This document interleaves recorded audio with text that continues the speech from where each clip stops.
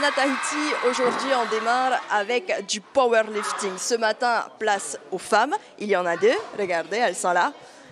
Ici, nous sommes dans la salle de préparation où elles ont déjà pu voir un petit peu le niveau de leurs concurrentes. On voit cela ensemble, regardez.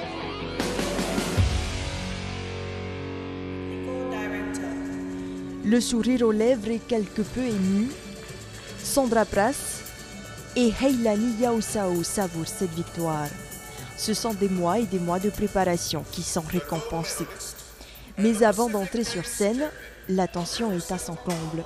Elles sont tout de même confiantes face à leurs concurrentes, le coach aussi. Et on s'est entraîné la semaine dernière. Non, cette semaine, 2 fois, c'est assez. J'ai laissé après 2 jours de repos, hein, qui se reprennent bien, qui sont en forme, hein, c'est tout. Pas qu'elles se fatiguent aussi. Hein. Et là, leur conseil, quel conseil tu leur donnes juste avant de monter sur scène? Soyez zen, concentrez-vous et oubliez tout, restez dans votre bulle. Sur scène, elle donne tout. Sondra Pras d'abord dans la catégorie des moins 57 kg. Avec des barres allant de 80 à 92 kg et demi, elle réussit la première épreuve de squat avec brio. Malgré un petit raté au deuxième test, Sondra se positionne à la seconde place et gardera ce classement jusqu'à la fin avec 297,5 points au compteur.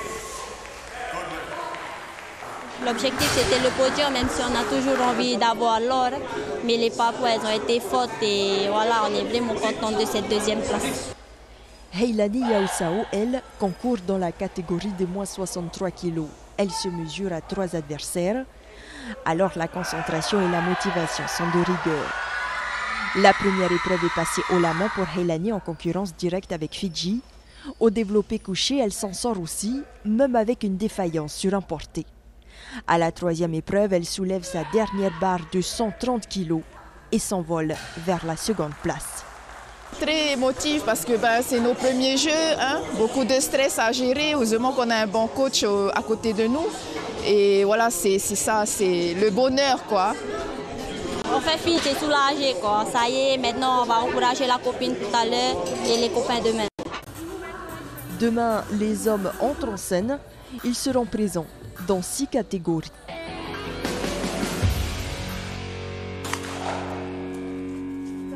En ball trap single barrel, c'est-à-dire une seule et unique cartouche pour faire mouche, Tahiti a décroché sa 2e médaille d'or par équipe aujourd'hui. Sur les 4 séries de 25 plateaux tirés par Moyava Bombridge, Pascal Brett et Tuanoa de Gage, Tahiti a réalisé un score de 281 sur 300, soit 2 plateaux de mieux seulement que la Nouvelle-Calédonie et Samoa. En individuel, Tuanoa de Gage a lui pris la médaille de bronze. Demain, place au point score à 2 cartouches, où là aussi, Tahiti visera l'or.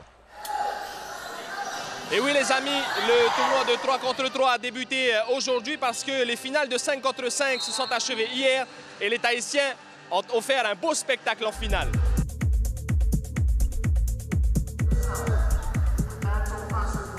Une médaille d'argent qui vaut de l'or. Les basketteurs tahitiens ont certes perdu la finale contre Guam hier soir, mais sur le podium, on ne pouvait pas leur ôter le sourire. Il y a 5 heures, on nous a dit que vous allez vous faire massacrer. J'ai donné 2 consignes à mes joueurs. Une, ça n'allait pas être difficile, donc il va falloir jouer avec tous ses tripes. Et 2, il va falloir se faire plaisir. Car au début de cette finale, Tahiti ne partait pas avec la faveur des pronostics. Il faut dire que depuis le début du tournoi, Guam, champion en titre, a largement dominé ses adversaires.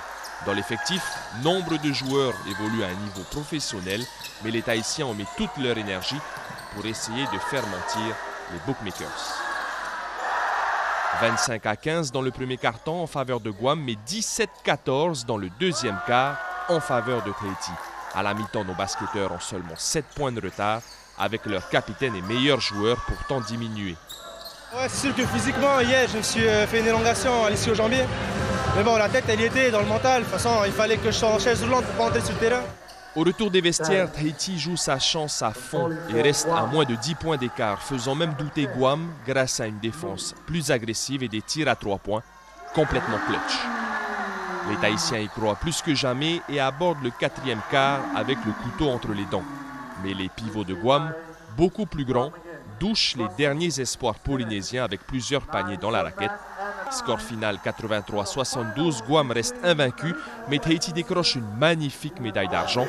Pas de regret, car nos basketteurs ont tout donné. On est restés ensemble, donc il arrive, même si on était derrière le match, on est toujours restés ensemble.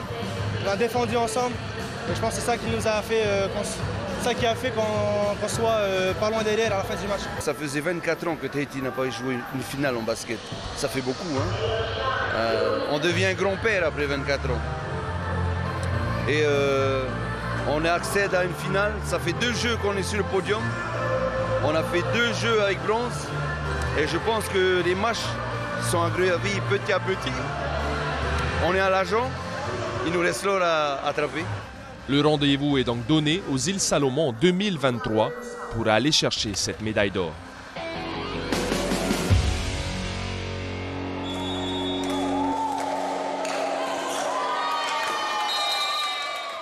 Et un ace pour conclure cette demi-finale Wallis et Futuna-Tahiti. Les joueuses d'Abel Temali ont tout simplement plié le match 3-7 à 0.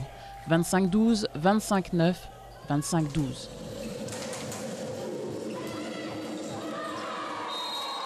On s'attendait quand même à une opposition. Ce n'était pas le cas. Dans ces matchs-là, il faut faire attention à ne pas tomber dans le piège d'être sûr de gagner. Hein. Donc il faut toujours être vigilant, c'est ce qu'elles ont fait. Crispées dès le départ, les Wallisiennes et Futuniennes n'arriveront pas à développer leur jeu. Mauvaise réception, manque de communication, quelques tentatives néanmoins à partir du deuxième set. Cela ne suffira malheureusement pas. Frustrant pour ces filles qui jusque-là avaient fait un parcours sans faute.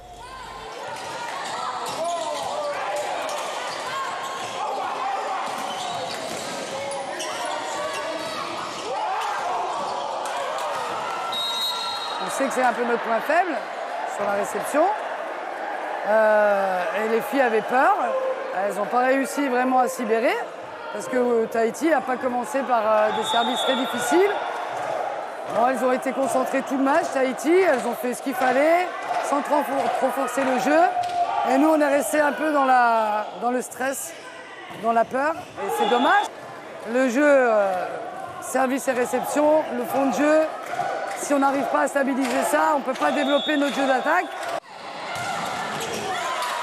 La team rouge et noire attend désormais la petite finale vendredi après-midi. Elles affronteront les Samoanes pour la 3e marche du podium. Inespéré pour cette formation que personne n'attendait à ces 16e Jeux du Pacifique.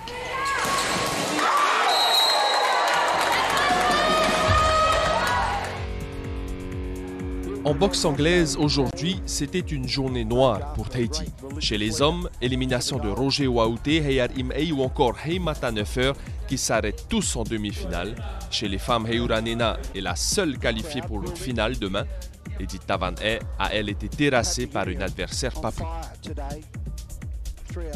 Voilà les amis, c'est déjà la fin de votre page spéciale des Jeux du Pacifique. Demain, direction l'île voisine de Savaii pour les finales de boxe anglaise.